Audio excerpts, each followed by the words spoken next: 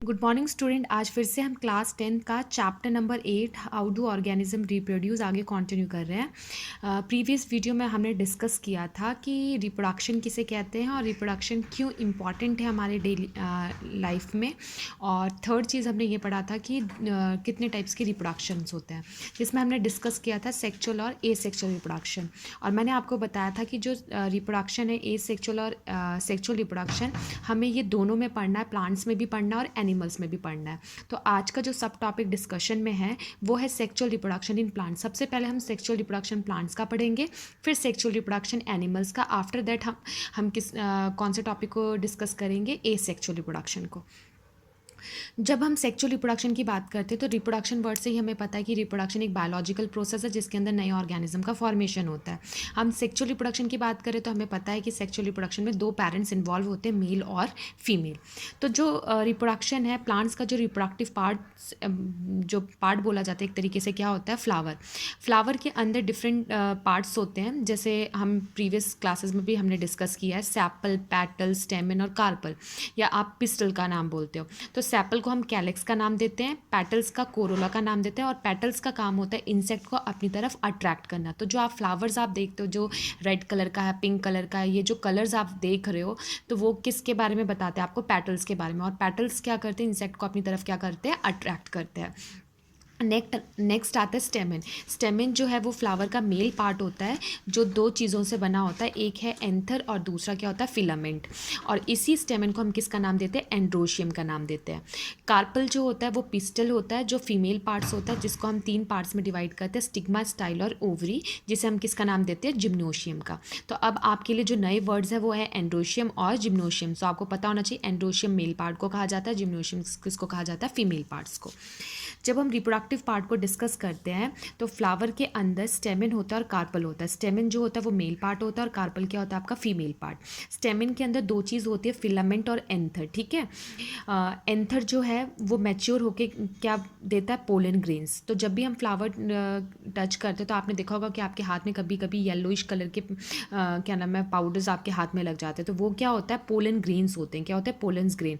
जो क्या होते हैं, एंथर जब मैच्योर हो जाता है तो वो क्या रिलीज़ करता है, पोलन ग्रेन्स। और पोलन ग्रेन किसका काम करता है, मेल गैमेट का।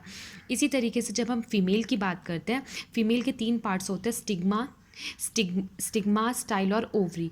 ओवरी जब मैच्योर हो जाता है तो वो किसका फॉर्मेशन करता है, एग सेल का। ये एग क्या है, एक तरीके से गैमेट, जिसको आप किसका नाम देते हो, ओव्यूल का। अब मैं डायग्राम से आपको समझाती हूँ। जब हम डायग्राम की बात करते हैं तो ये जो ग्रीन पार्ट्स होता है वो क्या होता है, सेपल होता है, जो कि क्या करता है, फ्लावर को होल्ड करके एक तरीके से रखता है, ठीक है। पेटल मैंने आपको बता ही दिया कि इंसेक्ट अपनी तरफ क्या करता है, इसको कल को देखकर अट्रैक्ट होता है रिप्रोडक्शन के लिए एक तरीके से। नेक्स्ट आता है स्टिग्मा, स्टाइल और ओवरी। ये फीमेल पार्ट्स होते हैं, जिसको आप पिस्टल का नाम देते हो, या क्या कह सकते हो, कार्पल। और कार्पल के अलावा क्या कह सकते हो, जिम्नोशियम। और इसी तरीके से मेल पार्ट आपका एंथर और फिलामेंट होता है, जिसको हम किसका नाम देते हैं, स्टेमन और एंड्रोशियम का नाम देते हैं, ठीक है। अब जब हम फ्लावर की बात करते हैं तो यहाँ पर 2 वर्ड्स आते हैं, बाइसेक्चुअल फ्लावर और यूनिसेक्चुअल फ्लावर। बाइसेक्चुअल फ्लावर वो फ्लावर्स होते हैं जिसके अंदर मेल और फीमेल दोनों प्रेजेंट होते हैं, उसे हम किसका नाम देते हैं, बाइसेक्चुअल फ्लावर का। जैसे एग्जांपल है मस्टर्ड या चाइना रोज, जिसका साइंटिफिक नेम बोलता है हिबिस्कस। तो ये जो फ्लावर्स हैं ये क्या माने जाते हैं, बाइसेक्चुअल। क्यों, क्योंकि इनके पास मेल भी प्रेजेंट होता है और फीमेल भी, इसलिए इसका नाम क्या रखा गया, बाइसेक्चुअल फ्लावर। और यूनिसेक्चुअल फ्लावर का मतलब होता है the flower which contain either स्टेमन और कार्पल। दोनों में से कोई एक, या तो मेल होगा या तो फीमेल प्रेजेंट होगा, उसे हम किसका नाम देते हैं, यूनिसेक्चुअल फ्लावर। और उसका एग्जाम्पल आपका क्या है, पपाया और वाटर मेलन।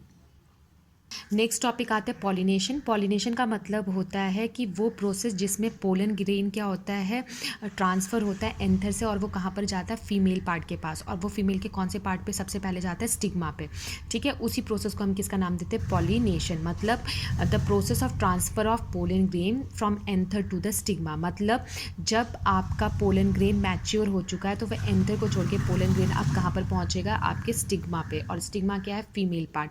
तो उस प्रोसेस को हम किसका नाम देते हैं, पॉलिनेशन। पॉलिनेशन को हम 2 क्लासेस में डिवाइड करते हैं, एक का नाम होता है सेल्फ पॉलिनेशन, एक का नाम होता है क्रॉस पॉलिनेशन। अब मैं समझाती हूँ। अगर मान लो एक प्लांट है, उस प्लांट के ये फ्लावर्स लगे हैं, तो ये जो फ्लावर है इसका जो मेल है वो अपनी फीमेल के साथ ना होकर वो दूसरे फीमेल के साथ क्या करता है, पॉलिनेट करता है, ठीक है।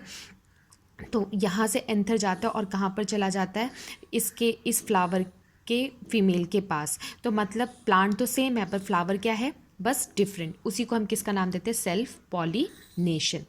जब हम क्रॉस पॉलिनेशन की बात करते हैं तो इसमें क्या होता है कि पोलन ग्रेन ट्रांसफ़र होता है एंथर से स्टिग्मा, पर वो सेम प्लांट्स में नहीं होता, दूसरे प्लांट में। एग्जाम्पल के लिए जैसे मान लो ये एक प्लांट है और ये एक प्लांट है, इसका जो फ्लावर यहाँ लगा, इसका फ्लावर यहाँ, तो इसका जो मेल है वो कहाँ पर जाके लैंड होगा, दूसरे फ्लावर के दूसरे प्लांट के दूसरे प्लांट के फ्लावर के पास, मतलब फीमेल के पास। उसी को हम किसका नाम देते हैं, क्रॉस पॉलिनेशन। तो the transfer of pollen grain from anther to the stigma of another flower of different plants of the same species. मतलब वो डिफरेंट प्लांट्स होगा पर स्पीशीज़ क्या होगी, दोनों की सेम होंगी। जैसे मस्टर्ड का प्लांट है तो मस्टर्ड का ही प्लांट है, पर दो प्लांट्स है तो वो अपने प्लांट पे ना होकर दूसरे प्लांट्स के मस्टर्ड के फीमेल के साथ क्या कर रहा है, एक तरीके से रिप्रोड्यूस कर रहा है।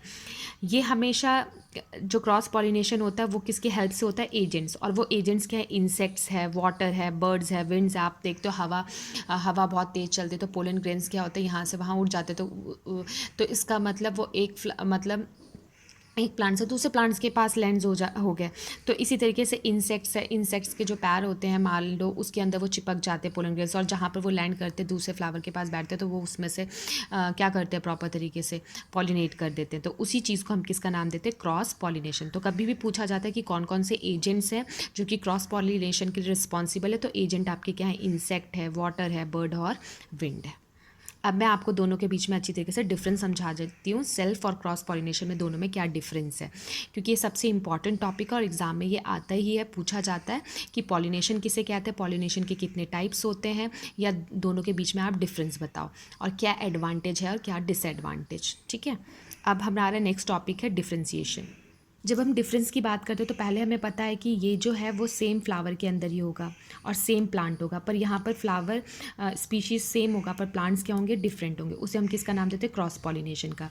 ये हमेशा क्लोज्ड फ्लावर में ही क्या करता है, अगर करता है, कौन सा, आपका सेल्फ पॉलिनेशन। और ये हमेशा ओपन फ्लावर में ही क्या करता है, क्रॉस पॉलिनेशन परफॉर्म करता है। इसके लिए एक्सटर्नल एजेंट की ज़रूरत नहीं होती, जैसे एक्सटर्नल एजेंट वाटर, आपके इंसेक्ट्स, फिर उसके बाद विंड, इनकी ज़रूरत इसको नहीं होती, किसको, सेल्फ पॉलिनेशन को। पर एक्सटर्नल क्या नाम है, क्रॉस पॉलिनेशन के लिए एक्सटर्नल एजेंट्स की रिक्वायरमेंट होती है। इसके जो पोलन ग्रेन्स होते हैं वो बहुत ही कम अमाउंट में प्रोड्यूस होते हैं सेल्फ पॉलिनेशन से, और क्रॉस पॉलिनेशन के अंदर क्या होता है, बहुत सारे लार्ज अमाउंट में क्या होता है, पोलन ग्रेन्स प्रोड्यूस होते हैं।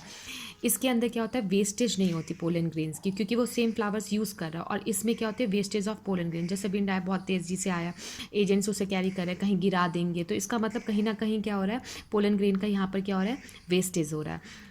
Does not introduce any variation, इसमें कोई वेरिएशन नज़र नहीं आएगा, पर इसमें इंट्रोड्यूस क्या होगा, वेरिएशन, क्योंकि वो उस प्लांट्स के दूसरे मतलब स्पीशीज सेम रहेगी, दूसरे प्लांट्स में जाएगा, कहीं ना कहीं वैरायटी चेंजेस हो रही है, पर यहाँ पर कोई भी वेरिएशन आपको नज़र नहीं आएगा। किसमें, सेल्फ पॉलिनेशन और सेल्फ पॉलिनेशन में। अगर आपसे एडवांटेज पूछे कि सेल्फ पॉलिनेशन का एडवांटेज क्या, सेल्फ पॉलिनेशन का एडवांटेज ये है कि पोलन ग्रेन जो है वो स्मॉल अमाउंट में प्रोड्यूस होता है, इसमें कोई वेस्टेज नहीं होती पोलन ग्रेन्स की। ये इसका क्या है, सबसे बड़ा एडवांटेज, किसका, सेल्फ पॉलिनेशन का। पर क्रॉस पॉलिनेशन का डिसएडवांटेज पूछा जाए तो इसका मतलब है कि यहाँ पर बहुत सारे वेस्टेज होते हैं पोलन ग्रेन्स के। ये सबसे बड़ा क्या होगा, डिसएडवांटेज, किससे रिलेटेड, क्रॉस पॉलिनेशन। तो होप करती हूँ आपको समझ में आ गया होगा कि डिफरेंस क्या होता है सेल्फ और क्रॉस में, और क्या नाम है, पॉलिनेशन किसे कहते हैं। अब नेक्स्ट जो टॉपिक हम डिस्कस करेंगे वो है हम फ्लावर के अंदर फर्टिलाइजेशन प्रोसेस डिस्कस करेंगे। तो thank you for watching this video.